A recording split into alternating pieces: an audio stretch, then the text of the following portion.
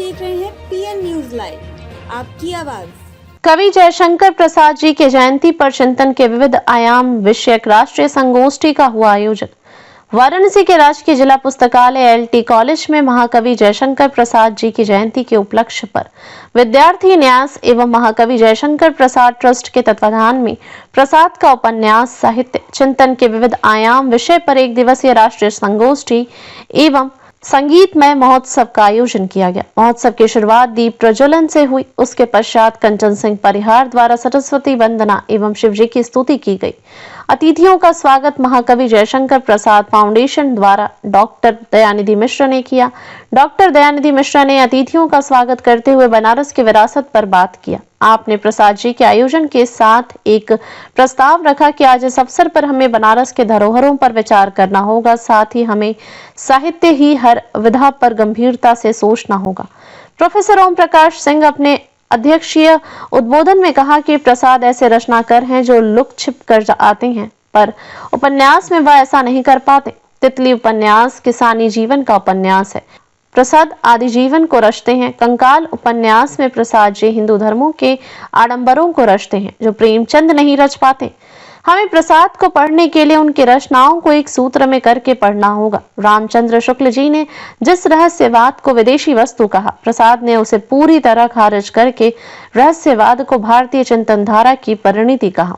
रचनाकार को समझने के उसके सूत्र को समझना आवश्यक है, तभी हम यह समझ पाएंगे कि वह हमें किस ओर ले जा रहा है। रामचंद्र शुक्ल मनोविकार पर अनेक निबंध लिखा है और प्रसाद की कामयानी भी मनोविकारों पर ही आधारित है, तो इसे जोड़कर देखना आवश्यक है।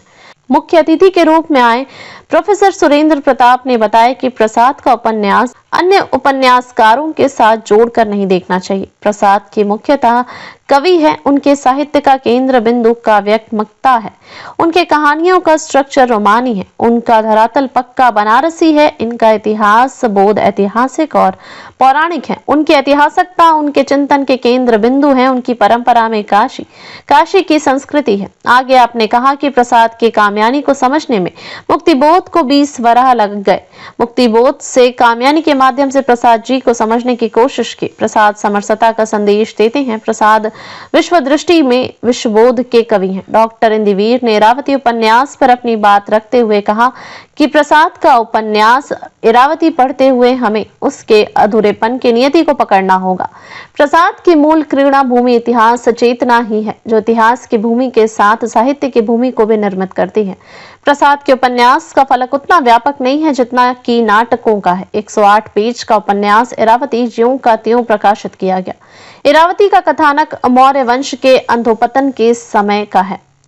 इरावती इसी के साथ एक आंतरिक कथानक है जो इरावती को लेकर है। पूरा उपन्यास इरावती के इर्द गिर्द ही घूमता है। इस तरह अपने इरावती, पुण्य मित्र, कालिंदी, आगंतुक, अग्निमित्र आदि पात्रों के माध्यम से अपनी बात रखी। प्रसाद इतिहास के मर्मज्ञ हैं। उनके इतिहास के संकलन का स्रोत पुराणों, उपनिषदों आदि ऐतिहासिक ग्रंथों से लिया गया है। प्रोफेसर सत्यदेव त्रिपाठी ने तितली उपन्यास पर अपनी बात रखते हुए कहा कि प्रसाद जी के तितली उपन्यास का मूल तत्व प्रेम ही है। उपन्यास की शुरुआत ही उपेक्षित वर्ग एवं प्रेम से होता है। प्रसाद यथार्थ की अभिव्यक्ति के लिए उपन्यास रचते हैं और इसी यथार्थ के साथ वह प्रेम भी ले आते हैं। तितली के नायक को समझने के लिए कामयानी को पढ़ना जरूरी है। एक बात समझने की है कि प्रसाद के किसी रचना में दाम्पत्य जीवन का सुख क्यों नहीं है, इसका मनोविश्लेषणात्मक अध्ययन होना चाहिए।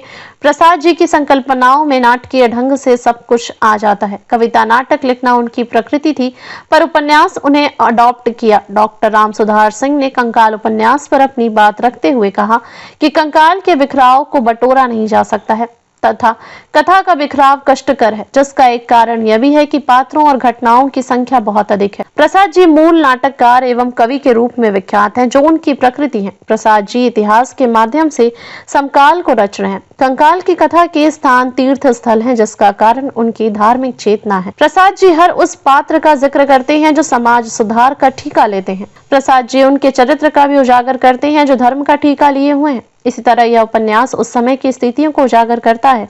प्रसाद जी की समस्या को उठाते हैं पर उसका समाधान पाठक पर छोड़ देते हैं।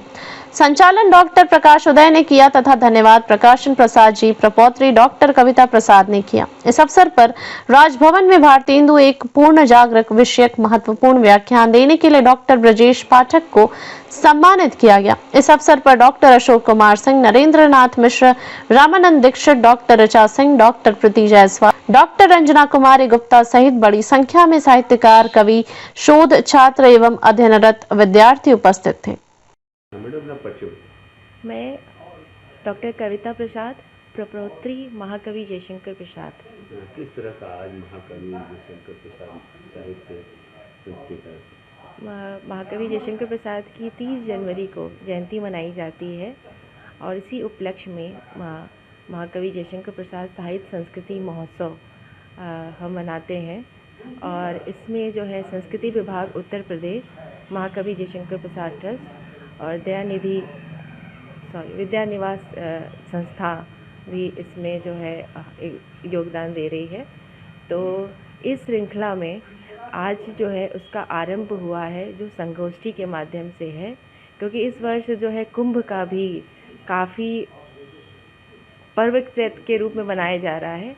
इस वजह से कुंभ के वजह से जो है आगे के जो सांस्कृतिक कार्यक्रम हैं वो जो है कुंभ के बाद होंगे, जो कि नागरिक नाटक मंडली में होंगे। और इसमें जो है संवाद रहेंगे, नाटक का भी आयोजन होगा और साथ ही जो है संगीत और नृत्य का भी आयोजन इसमें रहेगा। और इस बार एक चीज़ ये प्रमुख है कि हम वाराणसी में तो कर ही रहे हैं, साथ ही और भी शहरों को जोड़ रहे हैं। जैसे गोरखपुर विश्वविद्यालय के साथ हम करेंगे मार्च में, लखनऊ विश्वविद्यालय के साथ भी मार्च में ही करेंगे और इलाहाबाद विश्वविद्यालय के साथ कुंभ के जैसे ख़त्म होता है फरवरी के लास्ट में हम करेंगे। तो 4 शहरों में ये कार्यक्रम होगा जिसमें हम जो है संगोष्ठी, नाटक, नृत्य, प्रसाद के विभिन्न कला पक्षों पे भी उसमें हम ध्यान देंगे और उस मिला करके सारा आयोजन होगा जो पूरे वर्ष चलेगा। इसके बाद कलकत्ता में जो है प्रसाद जी के शांति निकेतन में प्रसाद जी के यही संस्कृति महोत्सव हम करेंगे। फिर भोपाल में भी इसका आयोजन होगा।